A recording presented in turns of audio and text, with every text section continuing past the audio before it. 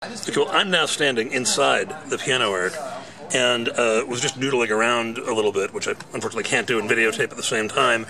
But it's a lot more ergonomic and fluid and a lot easier to get used to than you would think it would be. You just pretty much get in and start playing. Well, to go back with the video, that where the sharps meet the front of the naturals, this is still your standard size keyboard. Exactly the same dimension. Once you go to the front edge of the keyboard, this is actually a little bit narrower. So people can usually stretch one more key more when they stretch with the normal stretch. Because I can I can usually hit a 10th and I can hit an 11th on this. Right.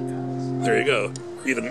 Well, in there you're going to get a half a key extra on the our logic was the majority of the people play into the keyboard, not at the front edge of the keys. Yeah, you lean in, you dig into it. So we wanted to try and get the majority of the playing feeling as natural as possible. Wow, very, very cool. And so each of these keys are sculpted.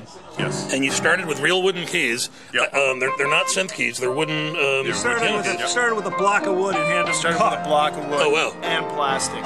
We built it modularly. It was each thing was so you made the keys by hand made the as keys well. And made the action. Not all over here. Oh yeah. So I was thinking maybe you sourced Fatar keys or something and sent them down. But Fatar didn't even return our calls to try to get something like this made.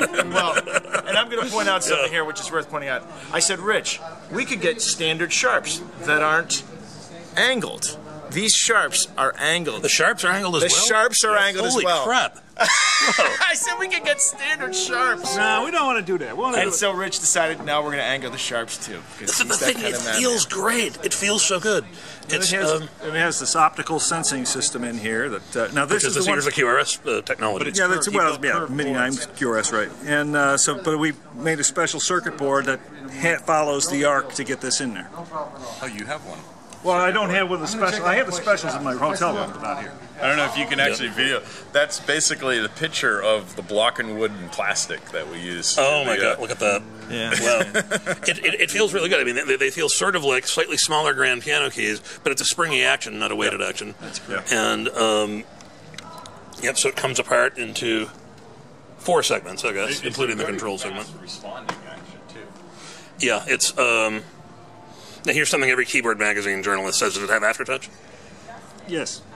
If you'd like to turn it on, you can turn on the aftertouch. Not a problem. Very cool. Very Polyphonic aftertouch, absolutely. Awesome. Awesome. Well, in a one-of-a-kind instrument. Yeah. Sure.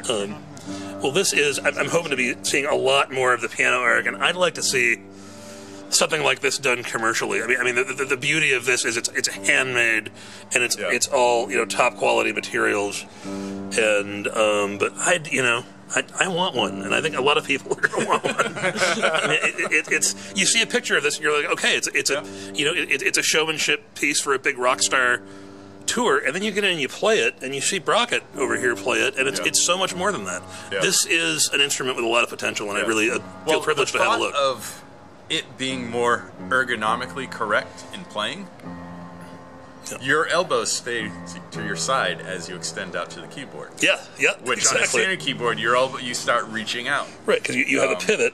For actually a smaller kid first starting out playing, it could actually be easier for a kid to play than a standard keyboard. Possibly. Yeah. Okay, well, guys, thanks again very much for the look. Keep looking for the PianoArc. PianoArc.com.